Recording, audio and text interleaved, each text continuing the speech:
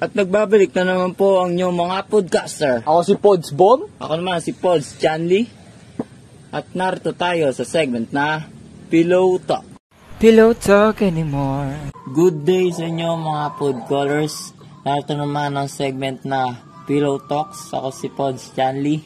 Ako si Pods Bomb. At narito ang ating venue sa General Trias Cockfight Grand Coliseum. Kaya marinig ninyo ang ating mga pambato ngayon. At ngayong week, no, pag-uusapan natin yung the human person in this environment. Dito, partner, ang pagkakatanda ko, yung iba't ibang approach natin sa environment. Tama. At nahati ito sa tatlo. Alam ba yun? Oo, partner, alam ko yun. Isa yung cosmocentric approach, theocentric approach, at saka yung anthropocentric approach. Bale, ang ibig sabihin pala, ang cosmocentric approach ay may natatawag na, bunso, mamaya na! Microcosm. Ibig sabihin, we are a smaller version of the universe. Sa theocentric approach naman, theo means God. Kaya nakalagay na doon yung theo ay God, parang God-centric approach. Sa anthropocentric approach, anthropos ay Greek word para sa man. Kaya, napakaganda ng lesson natin ngayon dito. Mga interesting ito. At paano kaya ang ating mga podcallers? Narito na ang una. Hello po. Ako po si Sean Bobadilla, and one of the approaches in environment is the cosmocentric approach. In this approach, whatever humans do, it will affect everything else because everything in this world is interconnected. And human beings are microcosm, which means the universe is reflected in us. The body itself, if humans are taking care of their body, so they do it in their environment.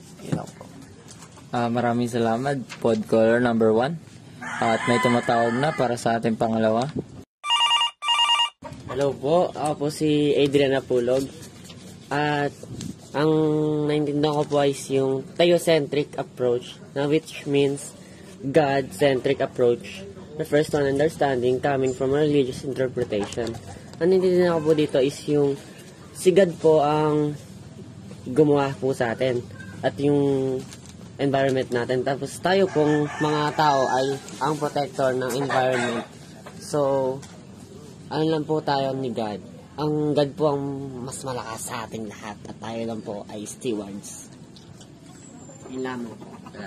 Salamat, podcaller number 2. Ito na po ang ating podcaller number 3. Hello po, ako po si RJ Kabuhat. Ayon sa akin naman po yung anthropocentric approach. Yung anthropocentric approach naman po ay yung mga tao po ang makapangyarihan, hindi naman po sa makapangyarihan, kaya niyang kontrolin yung environment, yung power na environment.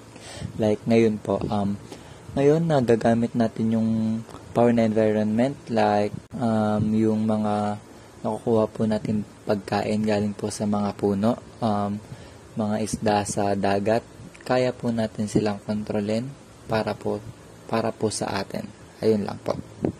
Salamat sa podcaller number 3. Ito na po ang ating last caller, podcaller number 4.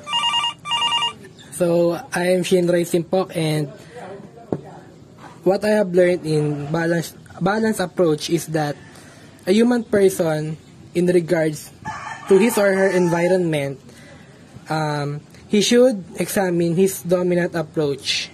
So, ganun lang po kasimple yung balance approach, no? Hanapin mo lang yung dominant approach mo. Maraming salamat sa ating last podcallers, no? At nakita naman natin ng mga interesting mga natutunan nila. Pods Bomb, tayo na't mag-goodbye sa nila. Tama. That's 5 minutes. See you next week.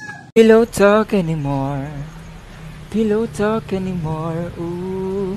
Pillow talk anymore like we used to do.